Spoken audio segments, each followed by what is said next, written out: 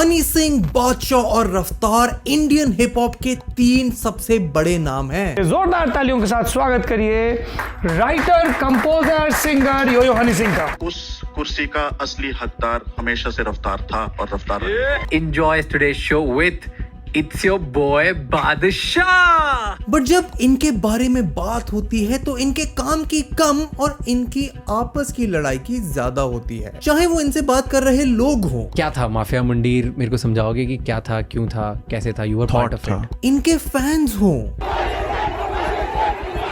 या ये खुद ही क्यों ना हो। क्या बादशाह थे माफिया मुंडीर में?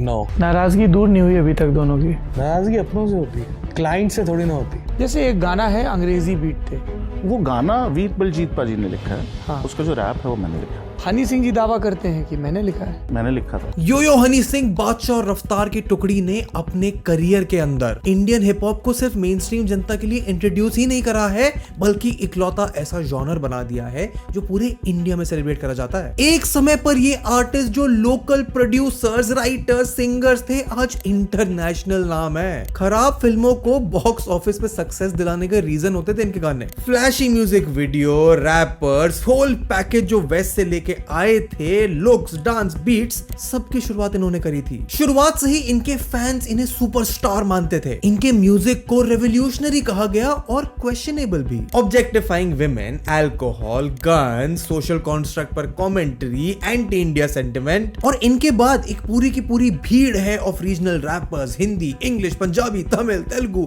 ऑलमोस्ट हर भाषा में, जो आज बहुत पॉपुलर है लेकिन इनकी पॉपुलैरिटी को मैच नहीं कर पाए हैं। पर जैसा तुम्हें पता ही है, इन तीनों के बारे में बात करना इम्पॉसिबल है बिना इनकी लड़ाई की बात करे, माफिया मुंडीर की बात करे। उसने मेरे गोडे पे हाथ लगाई, कहता बाजी आज के बाद गलती नहीं। उसके 6 महीने बाद उसने फिर मेरे खिलाफ डिस्ट्रैक्ट निकाल दी। क्योंकि इन तीनों में से एक है जो अपने आप को बाकी दोनों का मेंटोर बताता है, तो वही सामने वाले कहते हैं कि हमारे आइडियाज चुराकर उसने अपनी सक्सेस की कहानी लिखी। 2011 में मेरा पहला गाना आया था हनी के साथ, गेटअप जवानी। 5 साल उनके साथ रहने के बाद तो बहुत फ्रस्ट्रेशन हो गई थी। एंड आलम यह है कि आज अगर तुम इनमें से एक की भी बात करो तो बाकी दोनों को इन्वॉल्व करे बिना तुम रह ही नहीं सकते हो। इनके म्यूजिक चॉइसेस, आर्टिस्टिक सेंस बहुत सिमिलर हैं। कुछ लोगों ने तो कॉन्स्पिरेसी थ्योरीज बनानी शुरू कर दी है कि जिस साल हनी सिंह का कमबैक हुआ, उनकी एल्बम आई, नेटफ्लिक्स डॉक्यूमेंट्री अनाउंस करी गई, बादशाह का गाना आया जिसमें वो कह रहे हैं कि उन्हें एक बेहतर दुश्मन चाहिए, अब कोई बढ़िया सा दुश्मन चाहिए, इनके बस की बात नहीं है। इंटरव्यूज आए, रफ्तार की एल्बम आई, ये सब हुआ ही इसलिए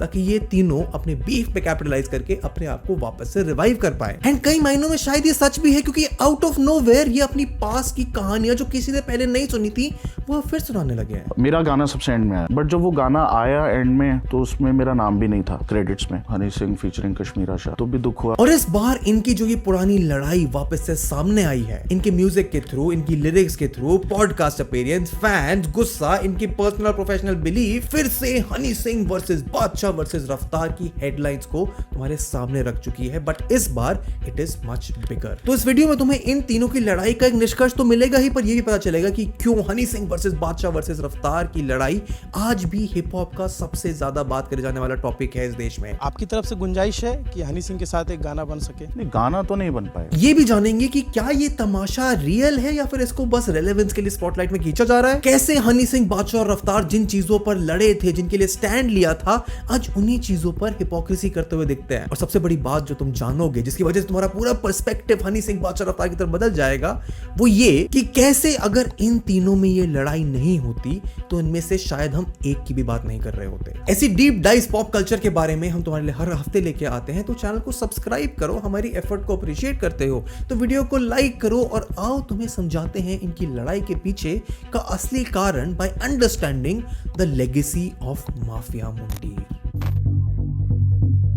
mafia Mundeer Indian hip hop में एक बहुत नोटोरियस नाम है, और तुम्हें इस समय पर माफिया मुंडीर के बारे में जो भी पता है उसको तुम एक सेकंड के लिए साइड रख दो, क्योंकि उसकी कहानी बहुत इंटरेस्टिंग है। योयो हनी सिंह जो अपने शुरुआत के करियर में दिल्ली के अंडरग्राउंड रैपर्स के लिए म्यूजिक प्रोड्यूस करते थे। मैंने 2003 में सर एक एल्बम बनाई थी एज अ म्यूजिक प्रोड्यूसर। तब मैं कॉलेज कर रहा था। उन्हें थोड़े समय काम करने के बाद रियलाइज हुआ कि ये सोलो रॉकस्टार के कल्चर में एक यूनिटी की आवश्यकता है। क्या था माफिया मुंडीर, मेरे को समझाओगे कि क्या था, क्यों था? जब लाइक माइंडेड लोग इकट्ठे हो जाते हैं हमें लगता था हम कुछ भी कर सकते हैं, और हमने कुछ भी किया है। जहां अर्ली 2000s में न्यू एज पंजाबी सिंगर्स जैसे दिलजीत दोसांझ, अमरिंदर गिल, रंजीत बावा, शेरी मान, गुरदास मान, jazzy B, Amy Virk, Baby राय, प्रोफेसी, एके और ना जाने कितने और नाम अपनी पहचान बना रहे थे। इस सब के बीच में हनी सिंह ने शुरुआत करी माफिया मुंडीर की। मुंडीर का मतलब होता है bunch of boys. So mafia is ideology, I believe, from so many years. Okay. और माफिया मुंडीर एक प्लेटफॉर्म बना। उस समय पर ऐसा कुछ नहीं देखा गया था जहां नए एज के रैपर आर्टिस्ट आ सकते हैं अपनी आवाज को लोगों तक पहुंचाने। माफिया मुंडीर कोई ग्रुप नहीं था, वो एक प्लेटफॉर्म मैंने सोचा था कि जिसपे अलग अलग आर्टिस्ट आके परफॉर्म करेंगे और रिकॉर्ड करेंगे और अपने गाने निकालेंगे। ये कोई लीगल कॉन्ट्रैक्ट नहीं था, कोई म्यूजिक लेबल वाली साइनिंग नहीं हुई थी। कोई भी लीगली बाउंड नहीं होगा इस ग्रुप के साथ। जिसको आना है वो आए, जिसको जाना है वो जाए। एक तरह का यूनियन था, एक ग्रुप था, एक गुट था जहां एक तरीके का कोड फॉलो करा जाता था। माफिया मुंडीर का सबसे पहला प्रिंसिपल क्या था? Which is respect your hierarchy. अब माफिया मुंडीर के अंदर कौन था कौन नहीं, ये लड़ाई तो सोशल मीडिया की है, पर कुछ बातें जो सच हैं वो ये कि बादशाह जो एक समय पर कूल इक्वल नाम से जाने जाते थे, ऑर्कुट पर अपना म्यूजिक प्रोड्यूस करा करते थे, रैप म्यूजिक डाला करते थे। मेरा नाम तब होता था कूल इक्वल। उनका एक गाना था कॉल्ड सोडा विस्की जो 2006 में हिट हुआ, और फिर आया योयो हनी सिंह के मैनेजर से एक इनविटेशन। सर एक सोडा विस्की करके गाना रिलीज हुआ है एज अ कूल इक्वल, मैंने रैप किया हुआ, इंग्लिश काफी हिट हुआ था वो भी। अब हनी सिंह के मैनेजर अनूप अपना एक रडार लगा के रखते थे जहां पे वो नए आर्टिस्ट को तलाशते थे। अनूप कुमार पराशर जो कि हनी को भी मैनेज कर रहे थे उस टाइम। तो मैं वो ऋषि के यहाँ गाने बना रहा था, तो अनूप ने मेरा गाना सुना और कहते कि भाई ये बहुत बढ़िया रैप करते हो, तो एक हनी सिंह है उसके साथ काम करोगे? मैं क्या सर बिल्कुल करेंगे। और उसी रडार में उनका एक और टैलेंट आया, the gang of the black wall street desis, एक अंग्रेजी रैपर ग्रुप जिनका म्यूजिक कई मायनों में एक वेस्टर्न ब्लैक रैप म्यूजिक का रेप्लिका था इंडिया में। इस ग्रुप में मेंबर्स थे रफ्तार, लिल गोलू और इक्का, जो यंग तो थे पर उनके अंदर कुछ ऐसी बात थी जो हनी सिंह ने देखी। अपन उस पे गाना डाला तो हनी भाई का मैसेज आया हमको ऑर्कुट पे, you guys are under spotlight, come and meet me. तो फिर हम ओखला गए, भाई से मिले, और इन 5 लोगों के साथ शुरुआत हुई माफिया मुंडीर की। अब ये एक पब्लिक ओपिनियन था, हनी सिंह की तुम बात मानो तो उनका ओपिनियन माफिया मुंडीर के बारे में कुछ अलग ही था। रफ्तार बहुत टैलेंटेड था और लिल गोलू एंड इक्का, और इन नामों के अलावा कोई और नाम कभी भी माफिया मुंडीर का पार्ट नहीं था। एंड हमारे लिए ये मैटर नहीं करता कि उस ग्रुप में कौन था, मैटर ये करता है कि इस ग्रुप के साथ हनी सिंह ने पंजाबी म्यूजिक को एक अलग लेंस से इंडिया को दिखाया। उनके गाने जैसे डोप शोप, गटअप जवानी माफिया मुंडीर के इंस्टेंट हिट्स बन गए, और सडनली माफिया मुंडीर के नए स्टाइल के पंजाबी गाने बहुत पॉपुलर हो गए। आलम ये था कि सिंगर जैसे सुखविंदर सिंह, गुरदास मान, दलेर मेहंदी अब ट्रेंडी आर्टिस्ट नहीं, नॉस्टैल्जिया वाले पंजाबी आर्टिस्ट बन गए थे। और देखते ही देखते यूट्यूब की वजह से जब पंजाबी गानों का ट्रेंड और बढ़ा तो बॉलीवुड ने भी अपने मूवीज में नए प्रोड्यूसर्स के थ्रू पंजाबी म्यूजिक का एक तड़कता भड़कता नया रूप अपनी मूवीज में इंट्रोड्यूस करने की इच्छा दिखाई। माफिया मुंडीर की पॉपुलैरिटी इस कदर थी कि उनके गाने जैसे गबरू, हाय मेरा दिल, ग्लासी, गेटअप जवानी, सिफ्टा एक यूनिक ब्लेंड ऑफ पंजाबी और हिप हॉप म्यूजिक की प्रेजेंटेशन से एक ऐसा लेवल ऑफ पॉपुलैरिटी अचीव कर गए जो इससे पहले कभी इंडियन म्यूजिक सीन ने नहीं देखी थी। एंड सवाल तुम्हारे मन में भी ये होगा कि जब गाने हिट हो रहे थे, लोग पॉपुलर हो रहे थे, तो फिर क्यों एक ऐसा बैंड जो एक वर्ज ऑफ ग्रेटनेस पे था वो डिसबैंड हो गया? एंड इसका कारण सिर्फ एक ही था कि माफिया मुंडीर को as a group, as a collective present नहीं करा जा रहा था। करा जा रहा था तो सिर्फ एक इंसान के करियर की प्रोग्रेस, सिर्फ अपने करियर पे वो कॉन्सेंट्रेट कर रहे थे, और वो चेहरा था सिर्फ योयो हनी सिंह का। तो Honey was concentrating on his career. तुम अगर गूगल पे जाके सर्च करोगे तो पता चलेगा कि माफिया मुंडीर 2012 में डिसबैंड हुआ था, लेकिन उसकी शुरुआत उससे बहुत पहले हो गई थी। इक्का बिकेम द फर्स्ट मेंबर जिन्होंने ये कलेक्टिव को छोड़ा। कोलैबोरेशन था, सपोर्ट था, गाने बनाए जा रहे थे, हिट्स मिल रहे थे, लेकिन माहौल कुछ ऐसा था कि ये ग्रुप ज्वाइन करने के बाद ये मेंबर्स आपस में ही नहीं मिल पा रहे थे। तो जब तक हम माफिया मुंडीर में थे हम एक दूसरे से नहीं मिले थे। एंड ये हनी सिंह ने क्रेडिट चुरा लिया वाली लड़ाई तो बहुत पहले चल रही है, लेकिन इसके बारे में रेवलेशंस और डिटेल्स हमें पिछले साल में देखने को मिली है। यार तूने पहला गाना कौन सा सुना था वैसे रफ्तार भी अगर? मैंने पहला गाना स्वैग मेरा देसी सुना था, लेकिन 10 साल बाद मुझे मुझे पता चला, मैंने पहला डोप शोप सुना था। एंड इतने सालों बाद जब ये कहानियां वापस निकल के आ रही हैं तो ये बात कई मायनों में और स्ट्रांग हो गई है कि ये मेंबर्स कलेक्टिवली काम कर रहे थे हनी सिंह की इमेज को आगे ले जाने के लिए। 2007 में हनी सिंह पंजाब छोड़कर दिल्ली शिफ्ट हुए, बरार, दिलजीत दोसांझ जैसे आर्टिस्ट के साथ म्यूजिक प्रोड्यूस करने लगे। अशोक मिस्त्री के दौर के बाद 2007 में जब मैं पंजाब में शिफ्ट हुआ, करियर में अवार्ड विनिंग म्यूजिक प्रोड्यूसर रहा 3-4 साल, और अकेले अपने दम पर पंजाबी म्यूजिक को मेन स्ट्रीम जनता तक लेके गए। और यहीं पर माफिया मुंडीर के फैंस, बादशाह रफ्तार के फैंस, हनी सिंह के फैंस लड़ाइयां करते हैं कि या तो हनी सिंह की बढ़ती हुई पॉपुलैरिटी माफिया मुंडीर के मेंबर्स को पसंद नहीं आई, या फिर उन्हें लगा कि वो हनी सिंह पर डिपेंडेंट है, उन्हें अपने काम का क्रेडिट नहीं दिया जा रहा है। लिखता कौन था गाने? मैं लिखता था। जैसे एक गाना है अंग्रेजी बीट थे, वो किसने लिखा है? वो गाना वीर बलजीत पाजी ने लिखा है। हाँ। उसका जो रैप है वो मैंने लिखा। हनी सिंह जी दावा करते हैं कि मैंने लिखा है। एंड इसी वजह से शायद एक एक करके माफिया मुंडीर के हर मेंबर ने वो कलेक्टिव छोड़ दिया। हम माफिया मुंडीर है, मैं, रफ्तार, इक्का, गोलू और हनी। पहले इक्का निकला था, आई थिंक इक्का लेफ्ट, देन आई थिंक रफ्तार निकला, फिर मैं निकला। उन्हें वो घर छोड़ना पड़ा जिसके हुक्मदार ने उन्हें उनके सारे सपने, फेम का, म्यूजिक का पूरा करने का एक वादा किया था। और फिर 2011 में आई हनी सिंह की एल्बम इंटरनेशनल विलेजर, जिसने उनके लिए उनकी जिंदगी का सबसे बड़ा दरवाजा खोला। उनका दरवाजा बॉलीवुड में आने का, उनका बॉलीवुड इंडस्ट्री के बड़े बड़े लोगों के साथ उठने बैठने का दरवाजा, उनके big budget national international concerts करने का दरवाजा। एंड जहां एक तरफ माफिया मुंडीर के मेंबर्स अपना गैंग छोड़ रहे थे, इसी समय पर हनी सिंह माफिया मुंडीर से बहुत आगे बढ़ गए थे। 7 million on Facebook. It's your boy Yo-Yo Honey Singh. Keep supporting. Peace out. और छोड़ दिया था बाकी लोगों को अपनी खुद की कहानी लिखने में। और इंटरेस्टिंग बात ये नहीं है कि माफिया मुंडीर बना, उन्होंने गाने बनाए, रिलीज किए, हिट हुए। इंटरेस्टिंग बात ये है कि इस एक कलेक्टिव की लेगेसी आज लोगों के मन में बहुत अलग तरह से है। कई लोग इनको इंडियन हिप हॉप के पायनियर्स मानते हैं, कई इनके वापस आने की दुआएं करते हैं। बट इस वीडियो में आगे बढ़ने के लिए माफिया मुंडीर की लेगेसी हमारे लिए समझना इसलिए जरूरी है क्योंकि इसके खत्म होने के बाद ही इन तीनों की कहानी सक्सेस की तरफ और आगे बढ़ पाई। क्योंकि हनी सिंह, बादशाह और रफ्तार के पाथ तो क्रॉस हो चुके थे, उनके बीच में क्रेडिट की लड़ाई, सक्सेस की भूख तो बढ़ चुकी थी, लेकिन अगर माफिया मुंडीर खत्म नहीं होता तो इन तीनों की कहानी की शुरुआत ही नहीं होती। हनी सिंह, बादशाह और रफ्तार आपस में क्यों इतनी एनिमोसिटी रखते हैं, लड़ाई रखते हैं, पब्लिक प्लेटफॉर्म पर बात करते हैं? उसका एक बहुत बड़ा कारण ये भी है कि ये तीनों आते कहां से हैं। जैसे हनी सिंह होशियारपुर पंजाब में हृदय सिंह के नाम से जन्मे थे और बचपन से गुरुद्वारे में एक म्यूजिकली अफिलिएटेड अलाइन चल रहे थे। तो मैं स्कूल में तबला बजाता था और बचपन से ही उनका म्यूजिक के प्रति किया हुआ रियाज, प्रैक्टिस उनको शेप करने लगा था। लंदन से म्यूजिक में भी पढ़ाई पूरी करने के बाद उन्होंने दिल्ली के अंडरग्राउंड रैपर्स के लिए गाने बनाने शुरू किए। तो बर्मिंघम की कंपनी 2004 में आई मेरे पास, we want to sign you as a music producer. उन्होंने कहा कि हमें अपनी कंपनी इंडिया में एस्टैब्लिश करनी। ये वो समय था जब इंडिया में हिप हॉप एक वेस्टर्न कॉन्सेप्ट था, जिस समय इंडिया में लोग रैप को एमिनेम, 50 सेंट, एकॉन के नाम से एसोसिएट करते थे। एंड शायद हनी सिंह के मन में भी एक ख्वाहिश थी कि उनका नाम सिर्फ एक प्रोड्यूसर नहीं बल्कि एक सिंगर, रैपर की तरह से जाना जाए। इसीलिए हनी सिंह ने अपने आप के ऊपर एक चांस लिया और उनके प्रोड्यूस किए गानों में अपने छोटे से रैप सेक्शंस डालने लगे। और फिर 2005 में आए गाने खड़के गिलासी में उनका एक इंग्लिश रैप आया जिसने उन्हें पॉपुलराइज कर दिया।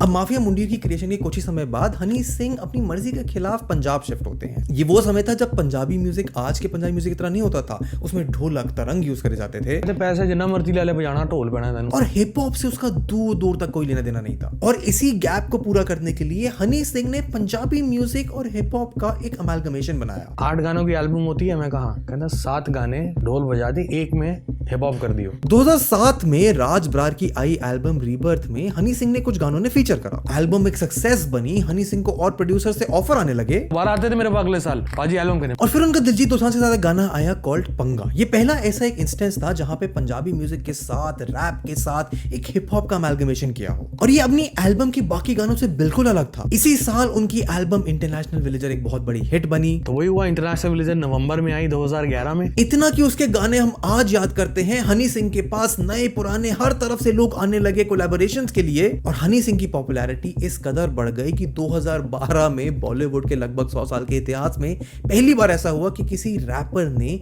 म्यूजिक कंपोज करा हो एक बॉलीवुड फिल्म का। ये गाना था मैं शराबी मूवी कॉकटेल का, जिसको कंपोज करा था हनी सिंह ने और उसको गाया था वेटरन कंपोजर प्रीतम ने। इतना ही नहीं, हनी सिंह ने तो एक अनरिलीज प्रोजेक्ट के लिए 70 लाख रुपए चार्ज करे थे for a film titled Mastan, जिसमें नसरुद्दीन शाह और उनके बेटे विवान शाह होने वाले थे। उनका पीक ऐसा था कि इन कोलैबोरेशंस के साथ Honey Singh became the highest paid music artist in the history of Indian cinema. और सिर्फ मूवीज ही नहीं, वो सिंगल्स, एल्बम्स बना रहे थे, प्रोड्यूस कर रहे थे, और सडनली हनी सिंह की पॉपुलैरिटी इस लेवल पर पहुंच गई थी कि सब उनके साथ काम करना चाहते थे। काफी दिनों से उनका नाम हम सुन रहे थे, इसे मैंने सुना और मुझे बहुत अच्छा लगा जब इन्होंने ये बात कही यो सिंह वाली, तो मैंने कहा इसे कर लेना चाहिए। पर हनी सिंह की कहानी बहुत इंटरेस्टिंग इसलिए भी है कि जितनी अच्छी उनकी प्रोफेशनल सक्सेस जा रही थी, उनकी पर्सनल लाइफ में स्ट्रगल उतना ही ज्यादा था। बाइपोलर डिसऑर्डर, साइकोटिक सिम्टम्स आने लग गए थे। उनको हेल्थ इश्यूज हुए, पर्सनल फैमिली इश्यूज हुए, उनके ऊपर डोमेस्टिक अब्यूज के एलिगेशन लगाए गए, और अपनी बिगड़ती मेंटल और फिजिकल हेल्थ की वजह से हनी सिंह को ब्रेक लेना पड़ा। इस ब्रेक में भी वो काम तो कर रहे थे, पर वो काम बस लिमिटेड था पुराने बॉलीवुड गानों के रीमिक्सेस,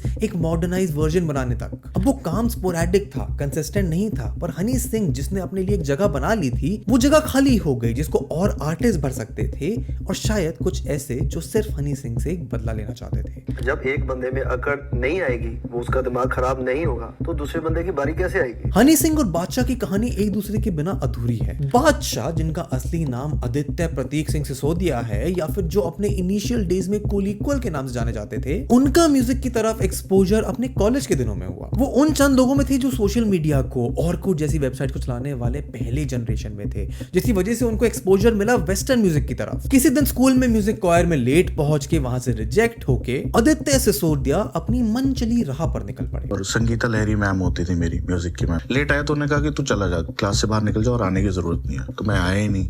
उनको क्रिकेटर बनना था, बास्केटबॉल खेलनी थी, एस्ट्रोनॉट बनना था। छोटा था तो मैं क्रिकेटर बनना चाहता, फिर उसके बाद बास्केटबॉल खेलने लग गया, फिर उसके बाद एस्ट्रोनॉट बनने का सपना हुआ। लेकिन इन सब इच्छाओं के बीच में एक शौक भी था लिखने का। लिखने का शौक भी मुझे ना स्कूल से ही था। और इंटरनेट और पायरेटेड सॉफ्टवेयर की मदद से बादशाह ने कूल इक्वल का पर्सोना इजाद किया। उन्होंने ऑरकुट, माई स्पेस पर म्यूजिक बनाना शुरू किया, और माफिया मुंडीर ज्वाइन करते ही कूल इक्वल और बादशाह अपने ऐसे मुकाम पर आ गए थे कि जो चीजें पसंद आ रही थी उन पे कुछ करना था। अपने आप को डिस्कवर करने में एक आर्टिस्ट अगल बगल का ट्रैफिक नजरअंदाज कर देता है। 2009 में मेरा और हनी के बीच में ब्रेक आ गया थोड़ा। मैं जॉब करता था तो मेरी फटने लगी वहां पे, और एकदम से हनी भी मेरे रडार से गायब हो गया। एंड बैकएंड पर बादशाह दी आर्टिस्ट तो अपना काम कर ही रहा था, लेकिन धीरे धीरे उन्हें रियलाइज होना शुरू हुआ कि उनके काम की वजह से किसी दूसरे का नाम बढ़ रहा है। 2011 में एक गाना आया जिसका नाम था गेट अप जवानी। इस गाने में बादशाह और हनी सिंह स्क्रीन पर खड़े हैं, बादशाह बकायदा वहां खड़े होकर रैप कर रहे हैं, पर उस पूरे गाने में बादशाह का नाम,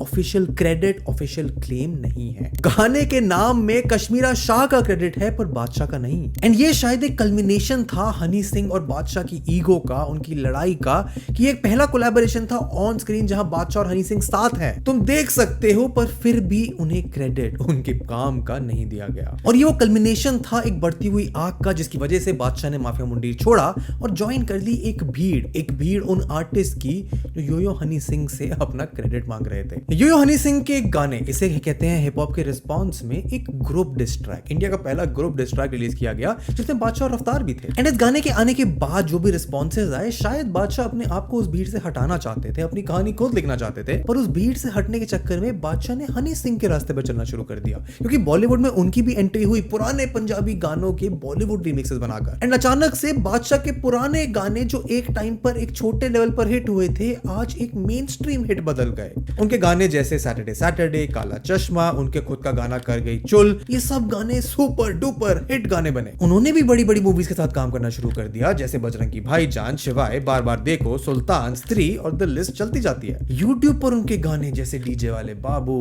पागल, हंड्रेड्स ऑफ मिलियंस में व्यूज लेके आने लगे। और वो गैप जो हनी सिंह ने छोड़ा था म्यूजिक में, बॉलीवुड में, कॉन्सर्ट्स में, सडनली वो गैप बादशाह ने फिल कर दिया, क्योंकि मेन स्ट्रीम जनता को सडनली एक ऐसा आर्टिस्ट मिल गया था जो परफॉर्म कर सकता है, गा सकता है, रैप कर सकता है, प्रोड्यूस कर सकता है, और सडनली कूल इक्वल अपनी पुरानी इमेज से बिल्कुल अलग हट के रियलिटी शोज में जज, फिल्मों में कैमियो अपीयरेंस, और इंडियन पॉप कल्चर के लिए बैड बॉय बादशाह बन गया। अब हनी सिंह और बादशाह की कहानी तो बहुत सिमिलर है, लेकिन माफिया मुंडीर के तीसरे मेंबर रफ्तार ने अपनी कहानी कुछ अलग ही तरीके से लिखी, पर उनकी सक्सेस भी इनके आपस की लड़ाई और एक्सपीरियंसेस के अलावा पॉसिबल नहीं थी, क्योंकि दिलीर नायर जो पैदा हुए थे 1988 में एक साउथ इंडियन घर में, उसके अंदर कहीं से हरियाणवी और दिल्ली दिल्ली कल्चर का रस भर गया था, क्योंकि एक ट्रेडिशनल तमिल फैमिली में एक रेबेल जमा था। अपने कुल का बागी बच्चा हूं मैं। वही म्यूजिक प्रोडक्शन का पायरेटेड सॉफ्टवेयर इनके हाथ भी पड़ा था। उसके साथ ना सीडियां, उसमें कभी विनैम प्लेयर, कभी रियल प्लेयर, कभी ऐसे, कभी उनके स्किन, कभी डेमो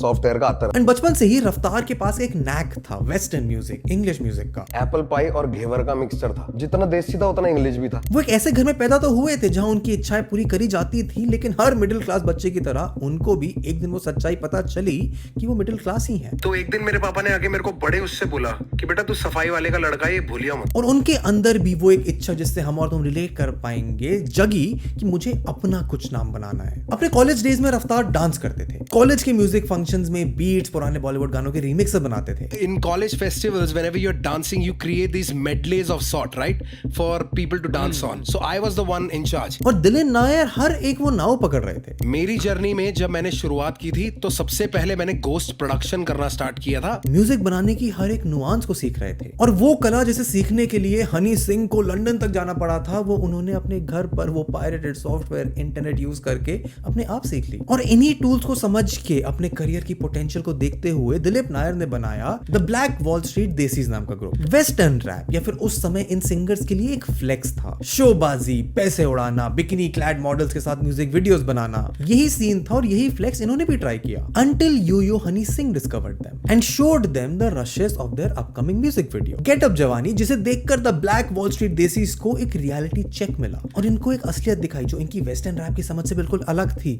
इनको वो विजन दिखाया कि इंडियन रैप अपने आप में क्या ऊंचाइयां छू सकता है। हनी भाई ने हमको सुना तो बहुत पॉलिश करा, पर उस विजन में जो कठिनाइयां माफिया मुंडीर की बाकी लोगों ने झेली वही रफ्तार ने भी झेली। I was in a crew पहले ही and I had to leave it because of certain reasons. गाने के क्रेडिट्स ना मिलना, म्यूजिक प्रोड्यूस करने के बाद भी रिकॉग्निशन ना मिलना, इस सब के साथ रफ्तार को भी माफिया मुंडीर छोड़ने के बाद स्क्रैच से शुरुआत करनी पड़ी। I had to restart my entire journey. उन्होंने DID डबल्स में ऑडिशन करा उस समय जब उनका क्लोज फ्रेंड्स राघव जोयल भी इंडस्ट्री में ब्रेक करने की कोशिश कर रहे थे। अब वहां तो सीन ज्यादा लंबा चला नहीं, कुछ समय में वो एलिमिनेट हो गए। और रफ्तार जिन्होंने अपना करियर एज अ डांसर शुरू किया था उसमें नाम नहीं कमा पा रहे थे, और शायद वो खुन्नस जो माफिया मुंडीर के मिसट्रीटमेंट के बाद उनके अंदर थी उसको वो निकाल नहीं पाए। इसीलिए बादशाह के साथ मिलकर उन्होंने द टाइटंस नाम का एक म्यूजिक ग्रुप भी बनाया। उन्होंने अपने सिंगल्स निकाले एल्बम के, और बादशाह के साथ उनके पास फिर क्रॉस हुए 2015 में जब उन्होंने 7 और रैपर्स के साथ बनाया गाना कॉल्ड देसी हिप हॉप। अगेन ये पहली बार हो रहा था इंडियन हिप हॉप के सीन में, इंडियन म्यूजिक के सीन में, जब 8 लोग मिलके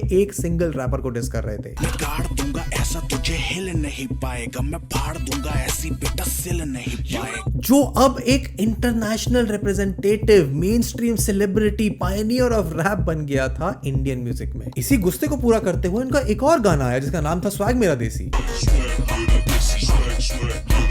एंड सडनली इन दो गानों के साथ रफ्तार became a force, a rapper जिससे टक्कर लेना सामने वाले के लिए बहुत मुश्किल था, क्योंकि पहली बार एक रैपर की म्यूजिक में उसकी एक जेन्युइन पर्सनालिटी निकल कर आ रही थी। उनका fast pace rhythm, conscious choice of words, जिसमें आप सिर्फ पार्टी नहीं बल्कि वाइब भी कर सकते हो। एंड उनका फुल सर्कल मोमेंट तो तब आया जब डांस इंडिया डांस में ही वो जज भी बने। वो कुछ सीजन्स के लिए रोडीज पर आए, उन्होंने अपना passion of supporting underground rappers अच्छे तरीके से फुलफिल किया, कलमकार लेबल लॉन्च किया और एक ऐसी पर्सनालिटी बन गए जो सुनने वालों के लिए, म्यूजिक लवर्स के लिए म्यूजिक को बनाते हैं, आर्टिस्ट को ऊपर लेके आते हैं और सिर्फ उसी पर फोकस करते हैं। इस सब के बावजूद उन्होंने कमर्शियल म्यूजिक प्रोड्यूस करा, हिप हॉप म्यूजिक बनाया, फोक म्यूजिक बनाया, रैप बनाया, पॉपुलर हुए, आर्टिस्ट को आगे लेके आए। और एक समय ऐसा आ गया जब Indian hip hop, mafia Mundeer के ये तीनों स्टार्स अपने अपने कैपेसिटी में सिर्फ तैयार नहीं थे बल्कि इंडियन हिप हॉप का सीन पूरा बदल चुके थे। हनी सिंह, बादशाह और रफ्तार तीनों को लोग अलग अलग चीजों के लिए पसंद करते हैं। जैसे रफ्तार की रॉ राइटिंग, बादशाह का over the top flashy music, Honey Singh का जीनियस सैम्पलिंग, उनका प्रोडक्शन, ये म्यूजिक में वो मार्क है जो इन तीनों ने अपने नाम के अंदर बनाया है। और इसमें कोई डाउट नहीं है कि आज इंडियन हिप हॉप में ये तीन सबसे बड़े प्लेयर्स हैं। यूट्यूब पर रिकॉर्ड तोड़ना हो, एल्बम्स हो, सिंगल्स हो, म्यूजिक में गाने हो, इनका इकोनॉमिकल इम्पैक्ट, इनका इन्फ्लुएंस, इनके फैंस सब एक डिफरेंट लेवल पर है। एंड इन तीनों की सक्सेस में एक चीज जो कॉमन है कि इन्होंने एक रीजनल म्यूजिक को, एक ऐसा म्यूजिक जो एक जॉनर का एक पर्टिकुलर ऑडियंस के लिए बनाया जाता था, उसको ऐसे पॉपुलराइज करा कि आपको इनका कल्चर समझने की, इनकी बीट समझने की, इनकी लिरिक्स समझने की जरूरत ही नहीं है इनके गानों को एंजॉय करने के लिए। एंड इन तीनों के बीच में जो लड़ाइयां हुई, जो इनकी कंट्रोवर्सीज हैं, जो इनकी आपस में मनमुटाव है, उसका इम्पैक्ट भी इतना ज्यादा सिर्फ इसीलिए होता है क्योंकि लोग इनके गानों को इतना पसंद करते हैं। आज लोग दिलजीत दोसांझ को सपोर्ट करते हैं क्योंकि उन्होंने पंजाबी इंडस्ट्री को एक नए लेवल पर लेके गए, कोचेला में परफॉर्म किया, अपने टूर से हजारों लाखों टिकटें बेची। लेकिन 2006 में जब गाना खड़के गिलासी आया था तो उसने भी एक ऐसा ही लेवल अप किया था इस इंडस्ट्री के लिए। वो पंजाबी म्यूजिक को, एक लोकल म्यूजिक को एक नेशनल लेवल पर लेके गए थे। एक म्यूजिशियन जैक्ट बॉडी के साथ, स्टाइल के साथ, at par with any Bollywood hero. And बहुत सालों तक हनी सिंह ने अपनी वो पर्सोना इंडियन यूथ को दी। पार्टी हो, कॉलेज की फेयरवेल हो, स्पीकर्स की क्वालिटी चेक करना हो, सब में हनी सिंह का म्यूजिक चलता था। इनकी म्यूजिक वीडियोस के रिलीज पर हाइप होती थी और वो कहानी जो माफिया मुंडीर से शुरू हुई थी उसका इंपैक्ट रफ्तार और बादशाह की लेगेसी पर भी बढ़ा। द टाइटंस जो रफ्तार की ही मुहिम थी टू प्रमोट न्यू आर्टिस्ट, या फिर जो म्यूजिक लेबल उन्होंने बनाया कलमकार, जिसमें इंडियन हिप हॉप के कुछ आर्टिस्ट को और बड़ा प्लेटफॉर्म दिया गया। आर्टिस्ट जैसे कृष्णा, कर्मा, युआन, रश्मीत कौर, बृषभ, जो आज खुद अपने आप में पॉप कल्चर में बड़े नाम है। पंजाबी म्यूजिक पॉपुलर हुआ, वो एक बहुत बड़ा कारण था कि इंडिया के और रीजन्स में म्यूजिक बनने लगा। गली बॉय जैसी मूवीज ने जिस कल्चर को नॉर्मलाइज करा, मेन स्ट्रीम करा, उसके ऊपर ही पंजाबी म्यूजिक का इन्फ्लुएंस है। एंड एक टाइम पर जब रीजनल म्यूजिक को अच्छा नहीं माना जाता था, जब बाहर के रैपर्स को इज्जत दी जाती थी, वो कहानी थोड़ी बदल गई थी क्योंकि लोगों को अपना ही म्यूजिक सुनने में मजा आ रहा था। और एक चीज जो इस सब में कॉमन थी, पूरे इंडिया में कॉमन थी, उसकी शुरुआत 2005 में हनी सिंह, माफिया मुंडीर, बादशाह, रफ्तार के गानों ने करी थी। Local music, local culture, local voices को हिप हॉप की मेन स्ट्रीम अपील के साथ मिक्स करके दुनिया भर को सुनाने की। एंड इम्पैक्ट जब इतना बड़ा हो तो उसके बाद सवाल यही रह जाता है कि जब पावर इतनी थी, काम इतना अच्छा था, लोगों को पसंद आ रहा था, तो फिर भी क्यों चीजें इतनी खराब हो गई।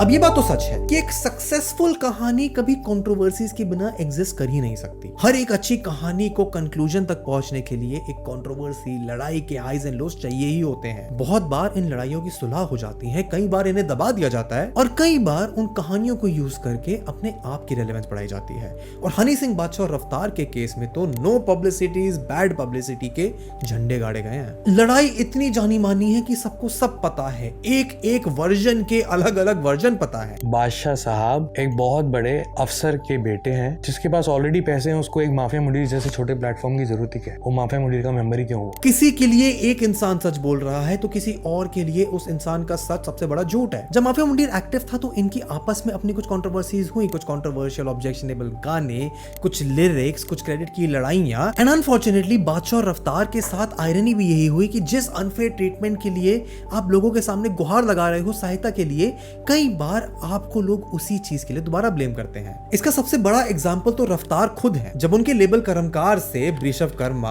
शॉर्ट हरजस जैसे अप एंड कमिंग आर्टिस्ट कलमकार छोड़कर चले गए, एक लेबल जिसकी शुरुआत हुई थी आर्टिस्ट को सपोर्ट करने के नाम से, वही लोग उसी लेबल को एक मास लेवल पर छोड़ के चले गए। 2023 में बृषभ ने तो अपने इंस्टाग्राम स्टोरी में रफ्तार को टैग करके रिक्वेस्ट तक कर दी थी कि उनके कॉन्ट्रैक्ट को खत्म कर दिया जाए, नहीं तो वो अपनी जान तक ले लेंगे। उन्होंने अगले दिन व्हाट्सएप की चैट, ईमेल रिलीज करे। मेरे को नहीं पता था लेबल पे कैसे चीजें वर्क करती हैं। और कलमकार के एग्जीक्यूटिव्स इंक्लूडिंग रफ्तार ने उनकी कॉल्स नहीं उठाई, उनको रीच आउट नहीं किया। और कलमकार के वर्क कल्चर के बारे में थोड़ी बहुत अफवाहें थी, लेकिन इतने बड़े लेवल पर इतने पब्लिकली कभी बातचीत नहीं हुई थी। और बृषभ जो एक टैलेंट की तरह साइन करे गए थे, जिनको एक सैलरी मिलनी थी, कोविड में उस सैलरी को आधा कर दिया गया। आपकी सैलरी में से ये हाफ सैलरी कट के आया करेगी, एक प्रॉमिस के बेस में कि इनकी ये कटी हुई सैलरी बाद में कॉम्पनसेट कर दी जाएगी। लेकिन एक दिन अचानक से उनको ये बताया जाता है कि उन्हें अब सैलरी ही नहीं मिलेगी। मेरे को बोलते हैं कि है ना, आपकी सैलरी अभी नहीं आ पाएगी। नौबत ये थी कि जो अमाउंट उन्हें कमिट किया गया था देने के लिए वो भी नहीं मिला और उनकी एक एनओसी की रिक्वेस्ट भी डिनाई कर दी गई। और इसी चक्कर में वो अपने करियर में किसी और बड़े लेवल के साथ नहीं जुड़ पाए। तो उन्होंने मेरे को पूछा कि अगर आप कलमकार पे भी साइन हो,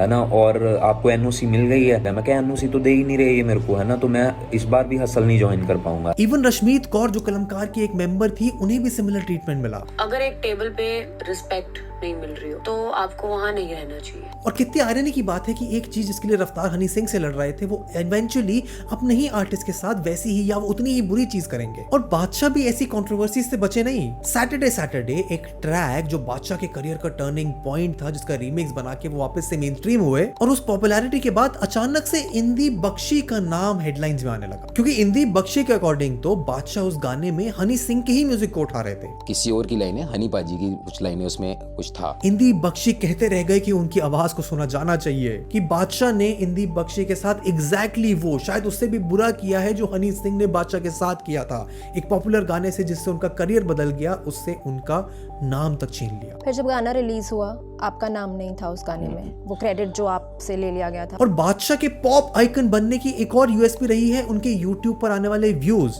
पर उधर भी वो कंट्रोवर्सी से नहीं बच पाए। करोड़ों व्यूज जो बादशाह को कुछ घंटों में मिल जाते हैं, पर सोनी म्यूजिक के साथ एक इंसिडेंट में एक अलग कहानी सामने आई। पागल 2019 में बादशाह का एक सिंगल रिलीज हुआ और उसने हेडलाइंस बनाई जब वो यूट्यूब पर पहले घंटे में मोस्ट व्यूज लाने वाला गाना बन गया। और फिर आई एलिगेशंस कि बादशाह ने उस गाने पर व्यूज लाने के लिए पैसे दिए हैं। एंड इस बीच में हनी सिंह भी अपने खुद के स्कैंडल से बचे नहीं थे, चाहे वो उनके एक म्यूजिक फेस्टिवल के ओनर को किडनैप करने की कंट्रोवर्सी हो, उनके डोमेस्टिक अब्यूज की कंट्रोवर्सी हो जिस पर उन्हें एक बड़े अमाउंट की एलिमनी भी देनी पड़ी थी, उनके गाने के अश्लील लिरिक्स हो, म्यूजिक वीडियोस में विमेन को ऑब्जेक्टिफिकेशन हो, दारू कल्चर, गन कल्चर को प्रमोट करना हो, उनके ऊपर आए लीगल एक्शंस हो, उनकी खुद की खराब मेंटल हेल्थ हो, या फिर उनके ऊपर लगे सबसे बड़े इल्जाम कि उन्होंने कैसे up and coming underground rappers के करियर्स को तबाह कर दिया अपने करियर को आगे बढ़ाने के लिए। इन तीनों की कहानियां आपस में इतनी मिली हुई है कि लड़ाइयां, कंट्रोवर्सीज, आपस में करे हुए मनमुटाव के बाद भी, खुद वो गलती करने के बाद जिसके लिए वो एक दूसरे से खफा है करने के बाद भी, वो अभी तक इस इंडस्ट्री में सरवाइव कर पाए हैं। एंड सवाल बस यही आता है कि इन तीनों का इंडियन हिप हॉप में जो कंट्रीब्यूशन है उसको आगे लाने में उसको तो कोई डिनाई नहीं कर सकता, पर शायद इस बात का एक कंक्रीट जवाब नहीं कोई दे पाएगा कि इन तीनों का एज आर्टिस्ट इस स्पेस में कोई फ्यूचर है भी या नहीं। इंडियन हिप हॉप पिछले 10-15 सालों में सिर्फ इंडियन म्यूजिक का ही नहीं, ग्लोबल लेवल पर इंडियन म्यूजिक के रिप्रेजेंटेशन का एक फेस बन चुका है। एंड जिस स्पेस को रिडिफाइन करने में, डेवलप करने में इन तीनों का हाथ था, कई मायनों में वही जगह अब इनके लिए बची नहीं है हिप हॉप में। जैसे हनी सिंह के गैप के बीच में बादशाह और रफ्तार का करियर बहुत आगे बढ़ा, जहां रफ्तार became a voice of realism उनके गाने मनतोयत के साथ, बेटियों को मारते, बेटियां ना पालते, बेटियों पे दूसरों की नजरें गंदी डालते, या फिर बादशाह जो ऑन दी अदर हैंड अपनी म्यूजिक वीडियोस से एक नया मसाला लेके आ रहे थे, मूवी एक्टर्स के साथ वीडियोस में कोलैबोरेट करना हो, अपनी सेट डिजाइन हो, अपने म्यूजिक को मार्केट करने की कला हो, या फिर इन सक्सेस के बाद हनी सिंह का रिवाइवल हो जहां वो खुद आके अपने पुराने स्टाइल को कंडेम करते हैं। The most stupid song I ever written in my life is Blue है पानी पानी, ये कोई गाना है? ओन अप करते हैं अपनी गलतियों को और फिर से वैसा ही म्यूजिक क्रिएट करते हैं। या फिर ये तीनों जो आपस में अपनी लड़ाइयों की वजह से चर्चा में रहते ही हैं, शायद इन्हें भी रियलाइजेशन हो गया है कि इंडियन हिप हॉप में एक बहुत बड़ा बदलाव अब आने वाला है, कि अब इनका कंपटीशन इनके ही प्रोडिजीज, इनके ही बनाए हुए, इनसे इंस्पायर्ड आर्टिस्ट नहीं है। इन्हें समझ आ गया है कि हिप हॉप एक ऐसी दहलीज पर खड़ा है जहां इनके काम के बिना उसको रीब्रांड करा जा सकता है। एंड इस सब के बीच में शायद इन्हें रियलाइजेशन हो गया है कि इनकी रेलेवेंस का कारण